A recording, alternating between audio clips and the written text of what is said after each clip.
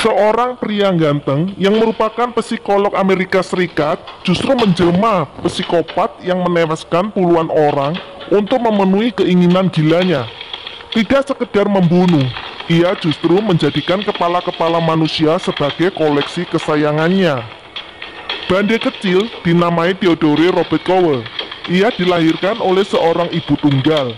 Karena dilahirkan di luar nikah, kakek dan neneknya mengaku bahwa Bande adalah anak mereka dan ibunya dikenalkan sebagai kakaknya.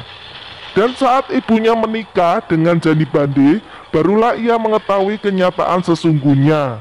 Setelah itu, Ted kemudian memakai nama belakang ayah tirinya.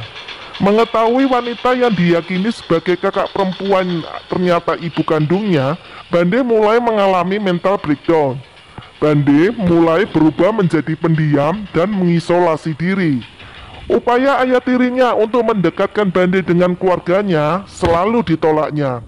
Bande kecil tidak sudi bermain dengan saudara-saudaranya dan memilih sendiri. Besar dalam kebohongan membuat mentalnya benar-benar jatuh. Meski lebih sering terlihat diam, Bande terlihat menonjol karena kecerdasan otaknya. Karenanya, mudah saja bagi Bande meraih sarjana psikologi di Universitas Washington pada 1972. Di universitas, Bande jatuh cinta pada gadis populer yang kaya bernama Stephanie Brooks. Dan sayangnya, Bande dibuat kecewa lantaran perempuan itu mengakhiri hubungannya secara tiba-tiba dan menghilang begitu saja. Bande yang kecewa terobsesi untuk kaya dan membuat Brooks serta keluarganya menyesal. Akhirnya, Bande lebih giat kuliah dan mengambil pasca sarjana di bidang hukum. Setelahnya, ia terjun ke dunia politik dan menjadi juru kampanye karismatik untuk Partai Republik. Dan ketika kekayaan sudah dicapai, Bande untuk kedua kalinya berkesempatan bertemu dengan Brooks dan menjalin cinta. Brooks pun yakin untuk menikah dengan Bande. Namun di saat seperti itu, Bande dengan sengaja meninggalkan Brooks seperti yang dilakukan wanita itu kepadanya. Balas dendam atas patah hati yang dilakukan Bande terhadap Brooks memang melegakan untuk sementara waktu. Namun kemudian ia merasakan amarah yang dilampiaskan pada perempuan-perempuan yang memiliki ciri-ciri fisik yang sama dengan Stephanie. Sebanyak 30 pembunuhan yang diakui oleh Bande.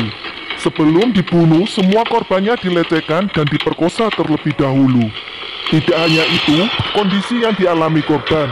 Beberapa di antaranya sengaja dipenggal untuk diambil kepalanya. Penggalan kepala itu disimpan Bande sebagai kenang-kenangan. Total, ada sekitar 12 kepala wanita dalam pendingin yang ada di apartemen Bande. Kasus perkosaan dan pembunuhan berantai yang dilakukan Bande cukup lama terungkap. Sebenarnya sudah ada saksi mata yang mencurigai sosok Bande sebagai pelakunya. Namun ketika itu polisi menghubungi dan menemui Bande, mereka terkecoh oleh pesona ramah dan ketampanan Bande.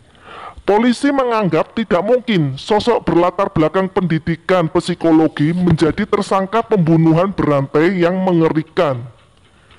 Karismatik dan ketampanan Bande jugalah yang membuatnya mudah saja memperdaya korban.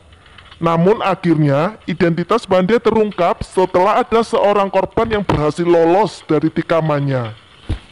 Dan pada akhirnya Bande meninggal di atas kursi listrik di penjara Rayford, Florida.